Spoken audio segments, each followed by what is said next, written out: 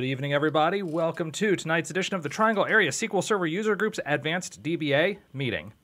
Second Tuesday of the month. That's what we're doing. So we have with us tonight Karen Lopez, who is going to talk to us about some new SQL Server features. So without further ado, please, Karen, take it away. Perfect. I want to thank you all for joining us and joining me today. Just let me get my slides going back to where I need to see them. Okay. So in this presentation, I'm using the word new as in the last couple of years, but as I was telling Kevin just a minute ago, I actually went in and had to update the slide deck for all the new features and things that have come about fairly recently. SQL Server 2022 went GA fairly recently too. Maybe I'm old and I'm using recent and new in a slightly different way, but bear with me.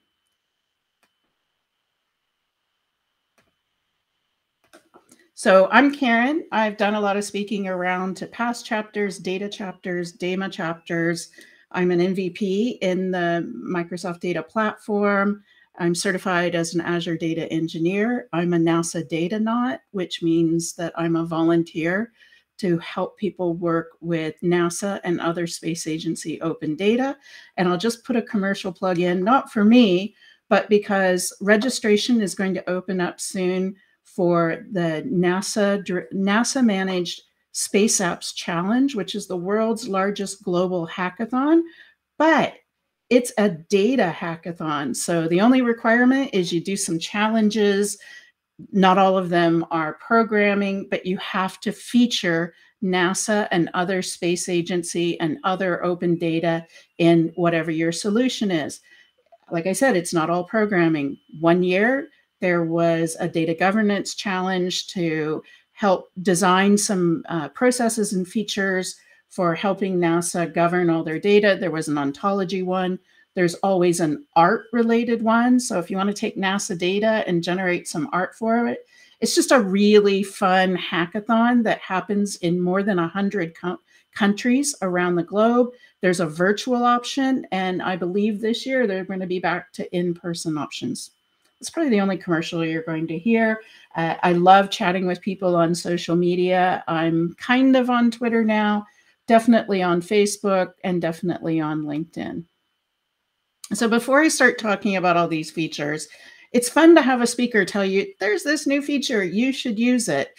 But of course, every design and architecture decision comes down to cost, benefit, and risk. And that means that while you might like to use a feature, it might not match your workloads, it might not match your company policy. But I think it's important we as database designers, and I'm going to narrow that definition in a bit, also understand that some features aren't for us and some are perfect for us.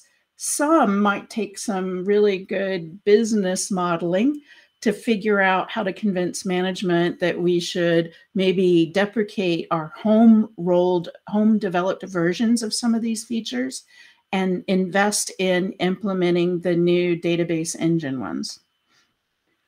So why these topics? Because we love our data. We're on TeamData.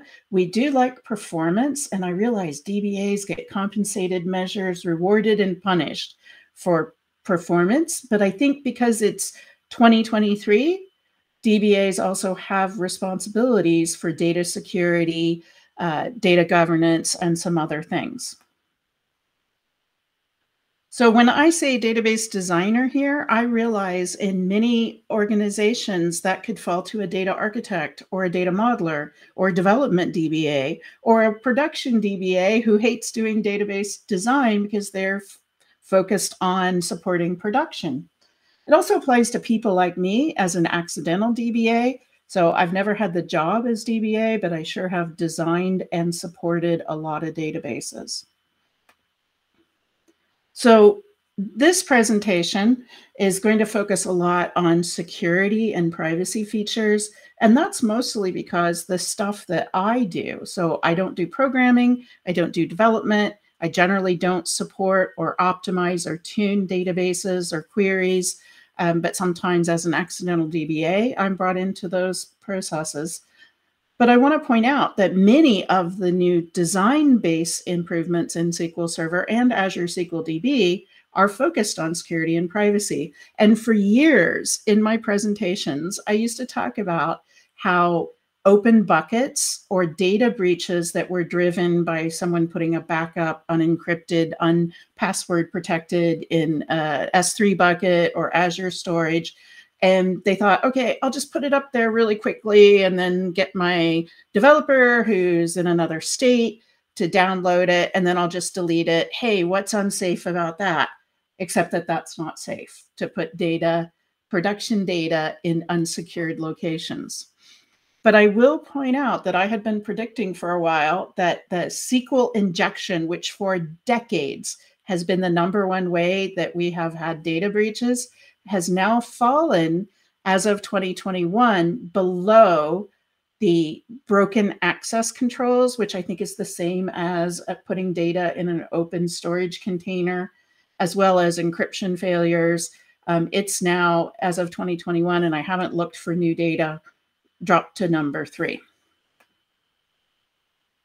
The other thing is that I'm also a data governance person, and more data governance has come into the Microsoft Data Platform offerings as well as into SQL Server. So we're going to be talking about that. Prior to this, there was Azure Data Catalog. Azure Data Catalog has been deprecated. I think even by now it's gone as a separate feature with separate databases. But in replacing it, we have Azure Purview, which I'm going to talk very briefly on. They call it Microsoft calls it their data governance product. It is, both inventorying data, classifying data, all the things that were in Data Catalog are now inside Purview.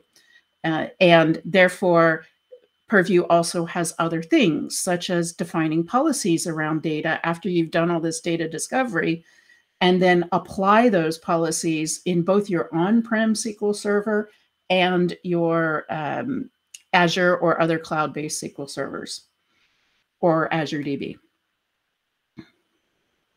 So just some thoughts on how my job has changed over the last 35 years of being a data architect, data modeler, is that privacy and data protection legislation has gone from being just something we thought of that happened in Europe to now expanded to cover most countries in the world.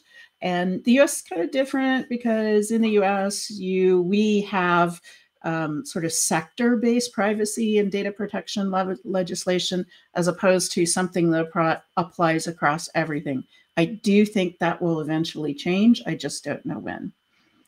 So almost all the current legislations that I have looked at require that you have data governance programs, that you have someone or a group that's designated as a chief data officer or privacy officer or both. They require you to have active inventories of all your data, and that you also document the data lineage, so how data gets from one system to another. So I'm sure you guys have all been implementing data governance and catalogs all over the place.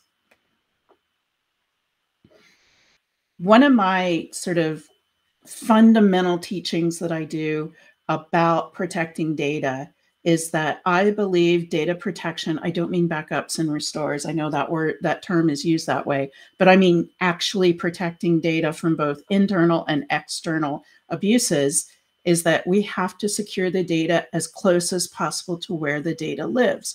So we go from, in my experience, when I first started working, all of our security was pretty much built into the application code that access data.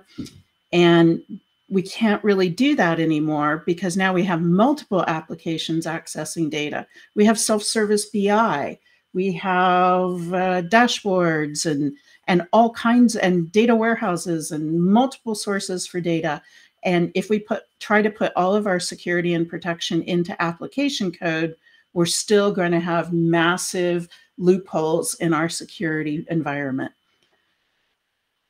And the other things is that we should be capturing security and privacy requirements before we build the database, not after. I've been on so many projects where someone was trying to develop a minimum viable product or a lean or one of these other terms where you put a lot of things in the parking lot, or you just park the requirement, and a lot of security and privacy things do that. But by the time you build the database and write all the code for it, you can't go into production without those things. Whereas in the past, I can't tell you how many times I've seen on a project charter that says we'll deal with security and privacy in phase 2 or phase 4.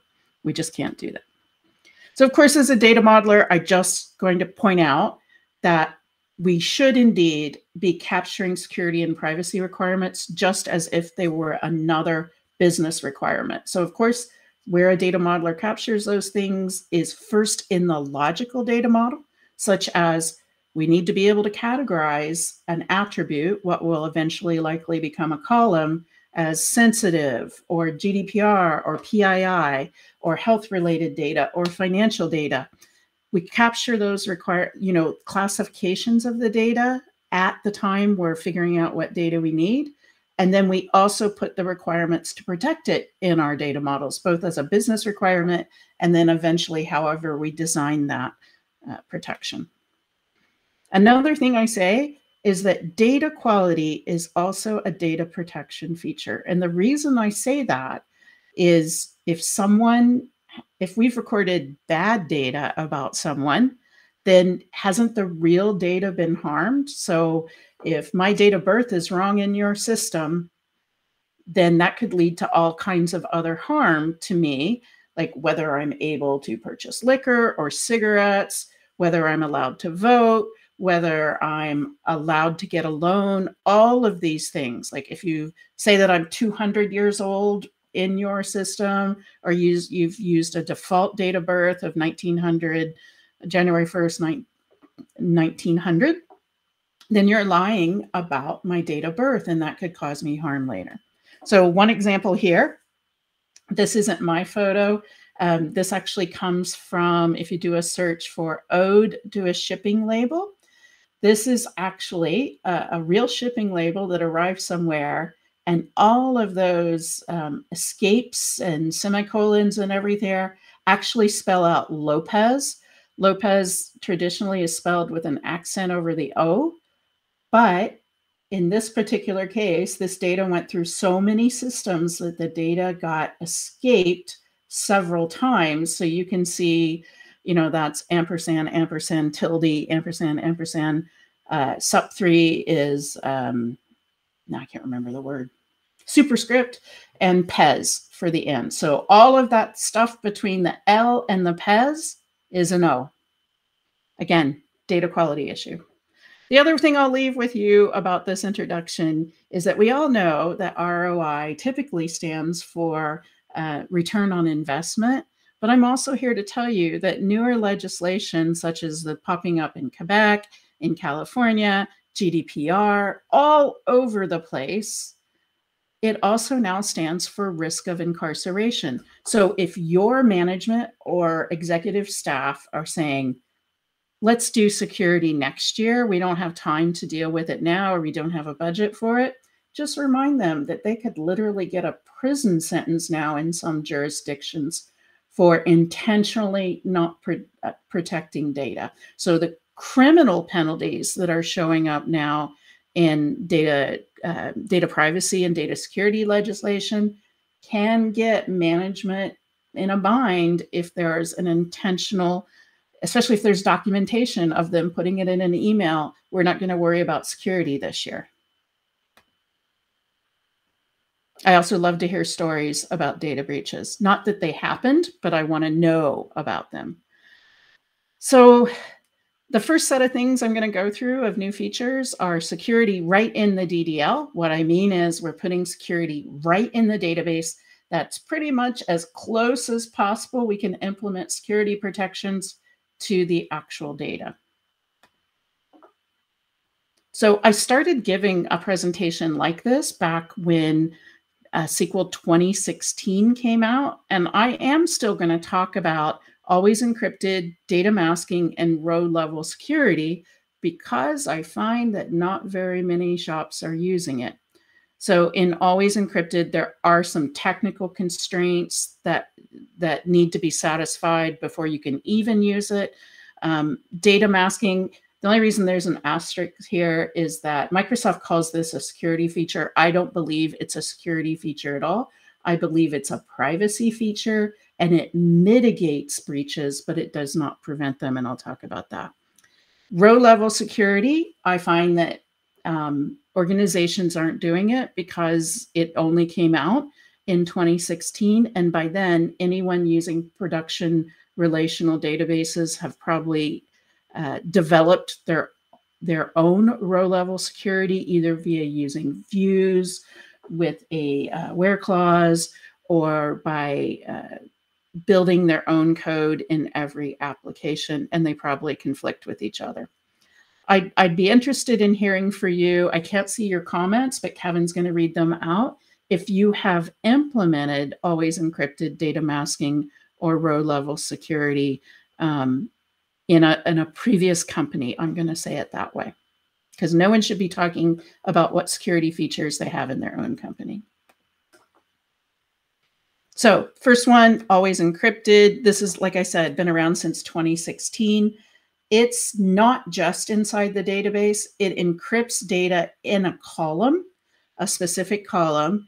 And there's a lot more complexity about all of these things that I won't be able to get into in our hour just because it's going to take a long time. It would take a long time. I do have full presentations just on this, almost on every single thing I'm going to talk about. So we're doing a rapidly paced thing.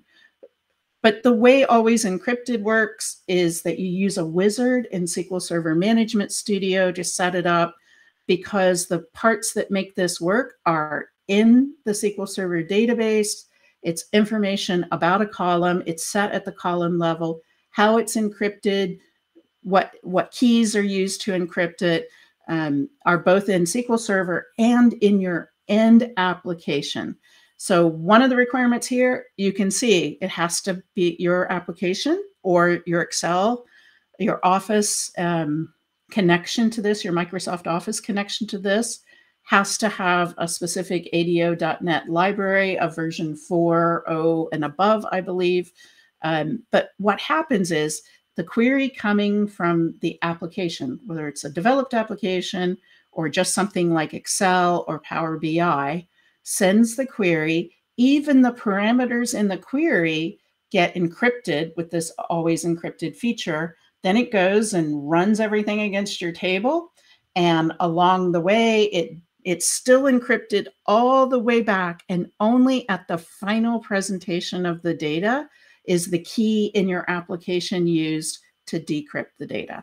This particular always encrypted feature is to help mitigate against man-in-the-middle attacks. So a lot of the big breaches we've heard about, the big Target breach, were done because the data was, might have been encrypted in the database, but came out, and as it went through several systems from the database server to the point of sale to the card readers, all of that stuff, it was decrypted, and a man-in-the-middle attack was able to happen. And this would have probably prevent this type of encryption of where your data is encrypted at rest, in the flow, and unencrypted only as it's presented in the client. So like I said, you can't just do this in an alter statement, because the way always encrypted work is it has to make sure the keys are in the right place. You have to tell SQL Server is what type of encryption is, deterministic or not, and what key to use. So you could use, in this particular example, the same keys being used for multiple columns in the table, but you could totally use a different key for each column if you wanted to. So it protects data at the column level, both at rest and in memory and in transit. And there's a column master key that's on the client that's retrieving the data, and a column encryption key that gets stored on the database server. So while you can encrypt your keys in DDL, and you can also specify for each column what encryption that is, you still have to make sure that you've run the wizard the first time that establishes which keys, or that establishes the .NET library is there, and that the keys are in the right place before it'll work.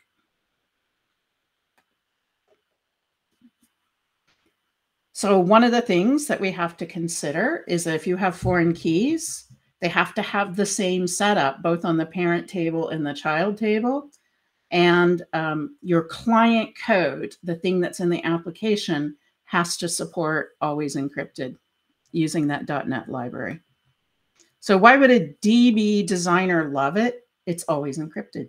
It's encrypted at rest, in transit, in memory, until it gets to the client. It allows a database designer like me to say not only this column needs to be encrypted, but how it's encrypted. The parameters going in are encrypted. I bet you a lot of database people don't think about how exposure of parameters, like if you're looking up someone's name or their health number or their email address, that data deserves protection too, just because it's a literal in a parameter. And in theory, because this is all built into the engine, you could set this up and never have to change your existing code because it's all being done outside the application code. And if anyone has any questions about always encrypted, just let me know. The next topic is dynamic data masking. Like I said, this has been around since 2016, but there are new improvements starting in 2022. So dynamic data masking, I know for years I had to, build my own, design my own column specific masking. So this is not encryption, this is masking. And that's the most typical one people know about is on a receipt, you use the credit card number and you obscure everything but the last 4 digits, or you just put the last 4 digits somewhere. And I can remember back in the day where not only was your full credit card number printed on your receipt, so was the expiration date. And even I used to work at a store at a retailer where if you bought a gift card, you didn't get a gift card. You got what was basically a receipt. So this receipt is designed to be given to someone else, like as a gift, and it had your full credit card number and the expiration date on it, which I just thought, why did we even think that was something to do? But the reason I say this isn't really security, because in SQL Server, the data isn't masked in the column. It's only masked just before the data is actually presented. So here are some examples. That's probably a credit card number at the top, an email address second, a salary coming up third, potentially a date of birth down there, and maybe my first name and initial. So that's what it means by masking. So the way dynamic data masking works, it's just something you specify in a create or alter statement, doesn't change anything in the database itself, does not change the data. What it says is this column first name is going to be masked with a partial mask, which in this particular case, it says, show the first character, put in these X's all the way through to the end, and don't show like any last characters. So that particular mask is a character-based mask, a custom character-based mask.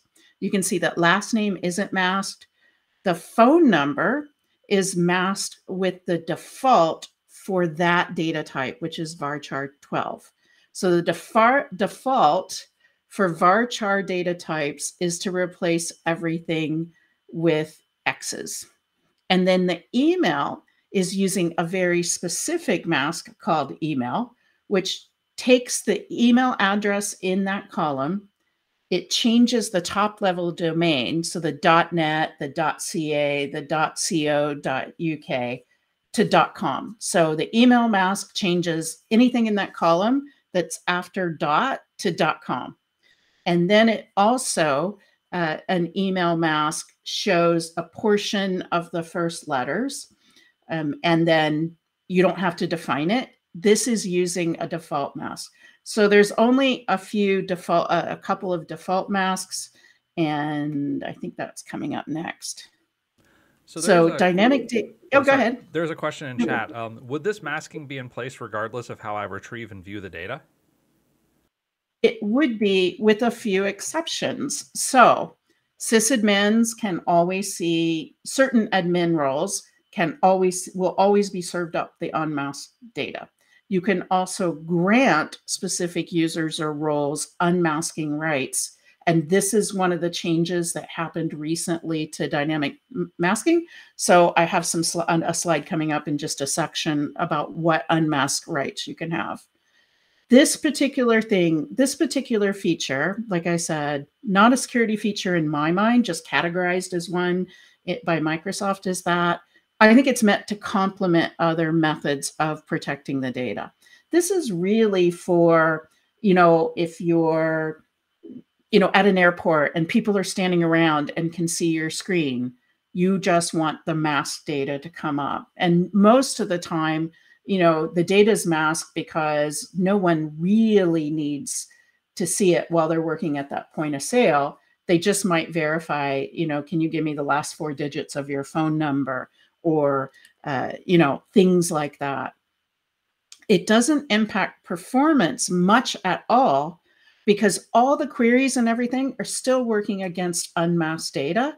So, if you have masked columns in a table and then there's a view on top of that, the view is still going to work, and the filters on the view are still going to work with the unmasked data. And it's only right before the results of the query are returned that the mask gets applied. So none of the unmasking or masking happens in the actual query. It's just doing it at the end of the query. So that performance impact is fairly small, negligible. Oh, and here are the default functions. I knew that was coming up. There's default for every data type. And so you'd go look up to see, oh, that's coming up in the next slide.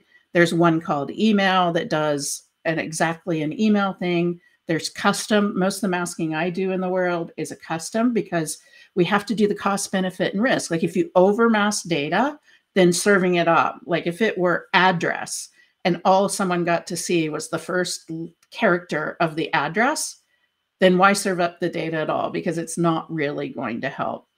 And then there's random that's used for numeric. So on the next slide, I have this. So the default's based on the data type. Strings get set to a base number of X's. Numbers get set to 0. Date and times get this, fake date and time. A flag or a binary just gets a 0. And the default email is the first character of the email, then X's, then .com, and it's always .com.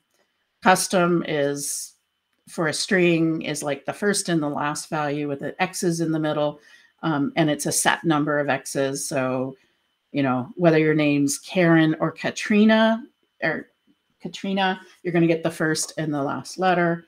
And then random is something you set, and then you give it a range. So for instance, if my column was month and it was numeric, I would say, give a random number between 0 or 1 and 12, something like that. So some key things about it: data in the database is not changed at all. That's why it's called dynamic data masking.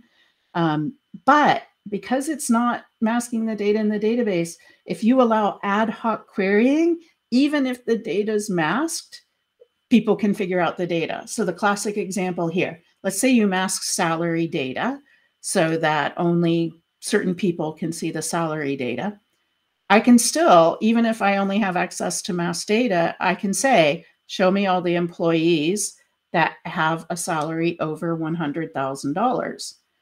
It will serve up all that list of employees, and their salary might be set to all 9s or all 0s or whatever you decided to do with this.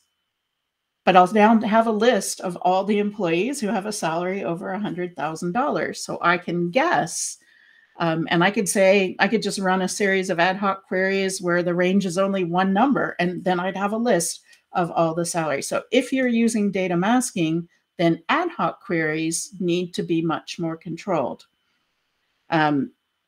And so while the data is masked at presentation, people could still figure it out. So there are all kinds, for all the features I'm going to talk about, all kinds of constraints. I encourage you to go look them up because I don't have time to go through them. But here, if you have an encrypted column, you can't mask it because the masking function would have to work on unencrypted data. You can't put it on a computed column, but you could put it on the columns that go into the computed column, and then the computed column would use the masked data, which would make the compute probably really useless. And also, if you do something like select into or insert into, the data is still going to be masked. So the thing that's new about dynamic data masking is recently you can now, it used to be you granted a user the rights to unmask.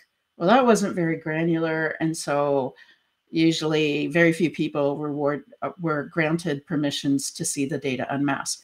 Now you can say this person has the permission to see unmasked data for this column or these columns. You can set it also at the table level. This person has the rights to see unmasked data for the whole table, the whole database, or the whole schema. So that makes this much more useful, I find. So why would a DB designer love it? Okay, my favorite reason is I don't have to rely on developers knowing the legal compliance and right ways to mask data. So in the past, when we didn't have PCI standards that said the way to properly mask a credit card number is everything but the last four, that's why everyone does it that way.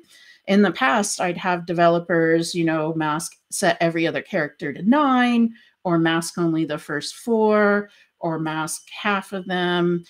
And we also had the problem that each application or each use of the data had different masks. So if you had rights to all applications, you could figure out the underlying data.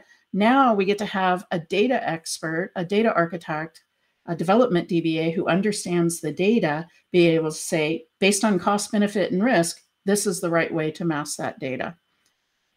It also frees up developers and DBA designers having to go do this research. Someone whose job it totally is, like mine, to understand the data, understand the legal issues around the data. I can specify that once, and no one else has to do anything to understand that masking. And it also removes, I say whining, is that the data masking, like other security features, tends to get pushed into a next version. Now I can, as a database designer, say, here's the mask. This is what we're going to use. Don't worry. So the next one is row-level security. Every system I've ever worked on until this feature came out, we had to do this, either by creating views, by putting it into our applications. Row-level security is just that. It says, instead of columns now, it's rows. This person or this role, this account is only allowed to see or write rows under certain circumstances. So the classic example is that in a hospital, only people actively involved in treating a patient should be able to see those health records. Only people working at Revenue Canada or the IRS should be able to look up these accounts and see things related to tax returns. And it does it through security policies that are based on predicates. In the past, like I said, the way we did this is we created a view just for certain roles, or we tried to do it in the application. So it filters the result sets based on certain ranges or assignments to, like for instance, another classic one is salespeople should only be able to see client information about the accounts that are assigned to them. These predicates are applied when reading and as well while writing data. So if I don't have the right to see data from California customers, then I also can't create data or change customers to that and still see the data. And it uses inline table functions to do this. One of the cool things about this is that the end user gets no indication at all that they're not allowed to see this data. If they did a select star, they would only see the rows that they're allowed to see. And it doesn't come up with saying you don't have permission to see this account because they're based in California. It totally makes it look like that account has never been in our systems. If it happens that someone's done a select star and they don't have any rights to see rows, they're just going to get nothing in return. And it works even if you're a database owner or in the DB owner role. So why do we love it? We love it because it's applied no matter how you access the data, whether it's Excel, whether it's through an application, whether it's through a third-party service. And like I've said, I've seen lots of implementations to do this on your own in an application, and then other application developers or package you bought now has no way to filter based because it was all in another application. And it's many, many pieces of code if you do it on your own, especially if you do it via views. So now we're going to talk about one of my favorite things is, and this isn't terribly new, but it gets refined and approved all the time, is right in SSMS, you can go in, connect to a database, and ask it to classify the data. So here's an example. So I believe this is AdventureWorks. I can't remember.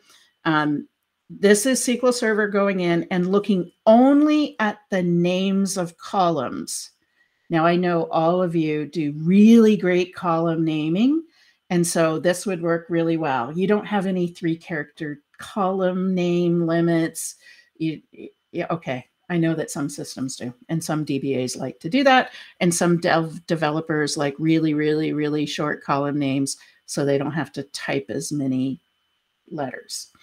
But for instance, in this example, data classification has gone in and said the column name DOB probably stands for date of birth. It's made a guess of the information type and the sensitivity level. You can go in and verify all this. So I say it does the 80-20 rule. It gets some things wrong and some things right. So, you know, it might think something is a password because the column just used the term pass, and what pass meant is a ticket. So it might get things wrong, but it's done a lot of the dirty work. You just go in and verify it, and you say, now I've got this all set. And now it stores all these classifications of information type and sensitivity level right in the extended properties for that database. And boom, you've done the work once and it uses those labels. Now, there are other data classifications I'm going to talk about in a minute, but just remember about the one in SQL Server and Azure SQL DB is based only on the name of your columns. It does support many languages for your column names, but not every language. So if your database columns are names are in a language that it doesn't support, then this isn't going to work. And this is a really old screenshot. Well, I don't know how old. Oh, look, 2021. So it's not that old.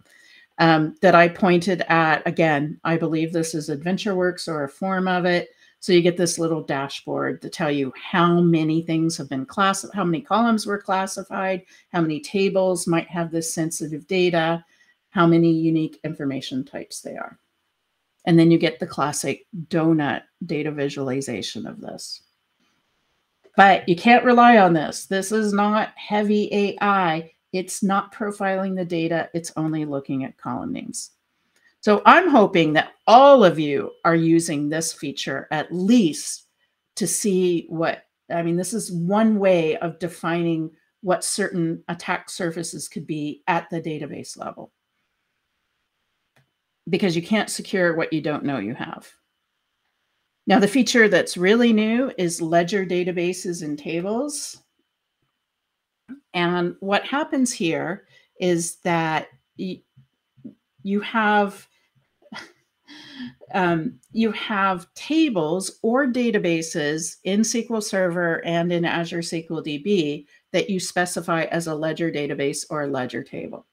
There are two types of ledger tables in SQL Server. There's append only and an updatable one. So this particular slide is showing append only. What that means is you've told SQL Server, this table is append only. So it's going to enforce that. It creates a ledger view of that. And ledger means, let me see what I have next. I think I have some slides on this, that the rows and columns can't be updated, they can't be deleted, they can be inserted, and SQL Server is managing this. But this also is a feature that has parts inside your database and outside. The outside part is that you store, this is a blockchain-based feature. Blockchains in other DBMSs, these are called blockchain tables, but in SQL Server, they're called ledger tables. That stores the data connected to each other in a blockchain, but it's not using full-blown blockchain. It's just using blocks. It's all under your control. This isn't a public blockchain. It's a sliver of blockchain features. And both the block and the storage should be separately managed, controlled, and accessible from the people who have access to the database. So what Ledger does is, in the past, we used to call these things tamper-proof. They're not tamper-proof, they're tamper-evident. So if some way I was able to go in and edit the hex in the storage, like in the actual database file, the MDF file, I could do that and no one would ever know. I could clean up the work around it. But because blockchain features uses a hash of the data in the table to verify, I could then, if I had been able to do that, now when I went to verify the table and said, hey, is the data in this table, gosh, I can't think of the word, is it in consensus with what is in the blockchain? If I had done that kind of change somehow, it wouldn't match, and it would say this data has been tampered with because it doesn't match what's in the table, doesn't match what's in storage in this blockchain. There are other things that could go wrong that blockchain does. Just know that ledger tables use blockchain-like features to make any tampering with the data apparent. So the way it would work in DDL is, you can see in this particular one that I've said for this table, ledger is on and append only is on. And this is what it would look like if you're creating a append only table. Now then, I said that there's also updatable. It's not really updating the data because that would get rid of data. What happens is it kind of works like general accounting principles. So instead of, if I change my first name from Katrina to Karen, then what it's actually doing is adding the new data and sort of marking the previous version of it as no longer the current version. And that means there's another feature that gets created. So if I set the customer table to be an updated ledger table, also in my database, there will be a history table for that particular table. And you'll be able to see that and look at it. You can't change the history table. You still have this ledger view, which brings it all together and shows these. So it almost looks like change data capture. It kind of looks like temporal tables because it is being based on temporal tables. This ledger table is based on that. But the difference is it makes it look like to the end application or the end user that I actually just changed the data. I'll still only see the most recent version of the data when I write a query. I wouldn't normally go write a query against the history table. That's just there to document what all the values were. Oh, the other thing I wanted to point out about that red line going across the middle, that's where you should have separation of duties and not have the same people be able to access the data on both sides. The other is, see that little dancer with a flag? One other thing I'm going to point out elsewhere as well is I use some of the PowerPoint design features, and every time I tell it, give me an icon for a DBA, it either shows me this ribbon dancer or something else that I'll point out later. But that's just a insider thing about PowerPoint. So the DDL looks slightly different. I have this table. I say ledger on, but instead of append only, it says system versioning on, which is the same syntax you would use with temporal tables, which is why we know it's based on this. So remember the features of this. You can set a ledger database. The difference between a ledger database and a ledger table is when you create the database, if you create it as a ledger database, all tables created in it are automatically ledger tables.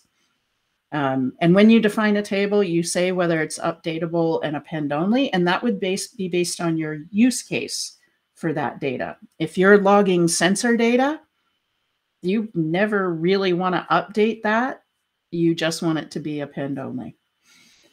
It's also important that the Azure storage that you set up with this be immutable. That's the best case. So secure computing, Azure secure computing is based on both hardware and software to secure the data. So it's more immutable, which sounds funny, than just regular storage. And then there's a feature, I'll come to that ledger verification in a minute.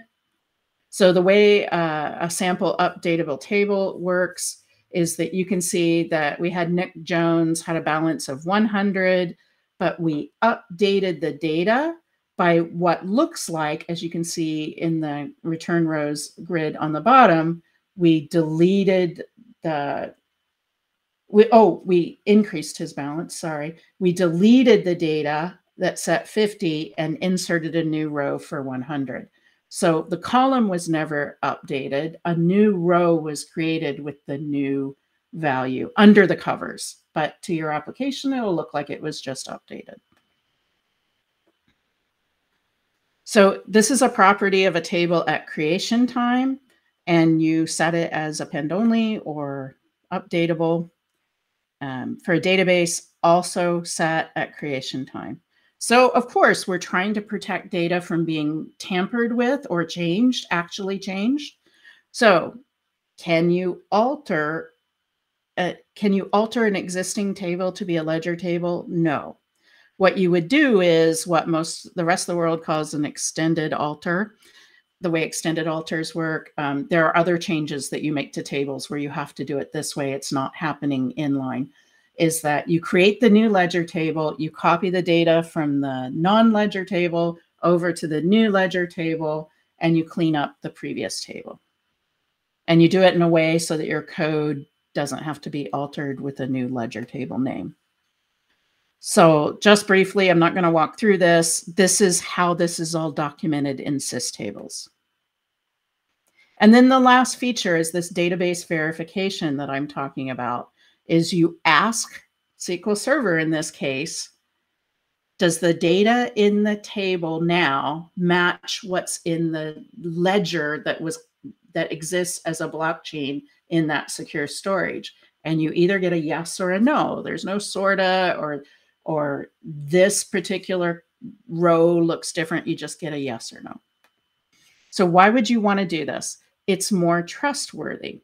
It's not in total. One of the complaints about blockchain and ledger tables is that you could lie to it and the blockchain would say, yep, it's right. Yep. Well, it's only verifying that the data hasn't been tampered with, not that the data is correct. So that's why a lot of people say, you can totally spoof blockchain. Yeah, but you're making up data. This is no different than if you lied to the data before you put it in a non-ledger table. It's still going to lie to you. This is more protection from insiders, much more. I mean, it will protect against outsider corruption, but mostly it's that someone with access to the systems can't do what they could do in the past, like a DBA with the right permissions could change data in a database, delete the logs, change data capture, and hide all their work. Now that wouldn't be possible. And you can see here yet another example.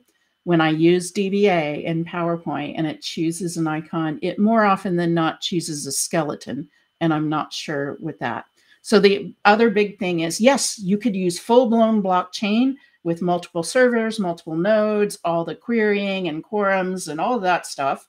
But that's not every use case. A lot of companies don't want to put sensitive data in a public blockchain. And this is one way of choosing partial features of blockchain into securing your data.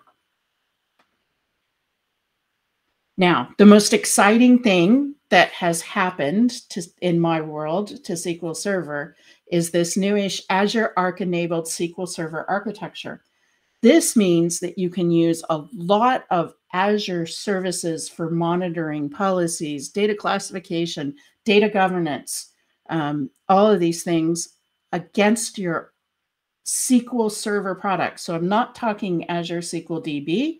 I'm talking about SQL Server. And it doesn't matter whether it's your on-prem SQL Server, whether it's a SQL Server inside an Azure VM, or a SQL Server in a VMware virtual machine in another cloud provider. Now you can bring all these things together to have sort of a centralized management location for monitoring, protecting, assessing, and inventorying all in Azure.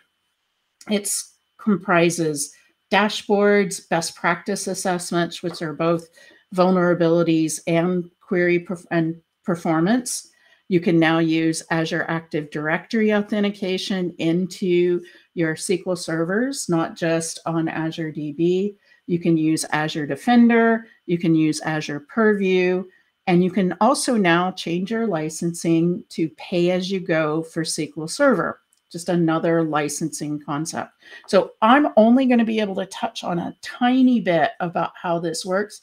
I highly recommend, if you manage SQL servers, that you go read at least the overview for Azure Arc-enabled SQL Server. So this is a close-up of that previous graphic. You can see I have my SQL Server instances at the bottom. You have to have an Azure connected machine agent. You have to install this extension for SQL Server and a monitoring agent if you want to use these things on your SQL servers. And it can be both virtualized or on a physical machine. And what the other important thing here is those agents that you install are there, and they don't allow any incoming connections. So on your firewalls, between your managed things and Azure, it can only send certain amounts, and it allows you set your firewall not to allow any inbound access. And you can do policies that come out of Azure. You can do the Arc Server connections, Arc SQL Server, Log Analytics, and Defender. So one of the best things is, I've said before, that you can't secure what you don't know exists. A lot of breaches also come from people setting up data, and the security or the DBA people don't even know it exists because they have lousy security governance, or lousy governance in general, weak governance, I should say. So this allows you to inventory, along with all your Azure-related database, all your on-prem ones, and manage them all the same. So this is where it gets really complex. I can't possibly cover all this in this presentation, but you can use Azure Arc-enabled SQL Server features on things that run on these versions of Windows Server, these versions of Linux. And by the way, Windows Server 2012 is going out of service soon, and therefore you probably wouldn't want to deploy your databases on Windows Server 2012 anyway. Now, the types of SQL servers you can enable this on: SQL Server running in containers, in FCIs, in roles other than just the engine, such as reporting services or SSIS. You can use it on some SQL Server versions. You can use it on SQL Server in Azure Virtual Machine, SQL Server Azure VMware solution, and VMs in other clouds, even AWS. The other thing I'm not covering here is licensing, but having said what's supported, and now I'm going to talk about some features, you need to go look at the documentation to find out exactly what it's supported on and under which licensing schemes. And this slide comes from Bob Ward's deck on Azure Arc-enabled SQL servers, and it is under the MIT license, but I'm giving him attribution here. And you can go download his tutorials, his examples, his labs from GitHub using the link, the SQL 22 workshops on GitHub. So the way it works is the Purview integration. And if you're not familiar with Purview is both data cataloging, data profiling, data classification, data lineage, and setting up access controls based on doing the inventory and everything. And if you do that, if you use Purview, you can also then use some Purview features right inside your SQL servers, not just ones in the cloud. So that's all. Like I said, I barely touched on the Azure Arc things, but I highly encourage everyone to go take a look at it. I think it's going to lead to a bunch more features that will be coming later to how you can connect to SQL servers if you want to. Now, there are vulnerability assessments in SQL Server Management Studio. So in addition to the ones you can use through Microsoft Defender, you can do right in SSMS, a vulnerability assessment, and it can do things for your on-prem stuff that, and again, this is totally on your server. We've moved on from Azure Arc, and it will do things like look at many practices, classifying them by high risk or medium risk. Usually when I'm doing demos, I have intentionally set up the worst vulnerabilities so it can find them. But, you know, these are just some of the things. And if I were doing a full demo here, there'd be other great stuff. So I know we're getting close to time. So I'm going to say definitely check out Microsoft Defender for SQL that works both in cloud and on your on-prem things through a runtime integration. Also, these Defenders for cloud works through that Azure Arc thing. It also works against other DBMSs, and it gives you a security score and also identifies vulnerabilities and attacks.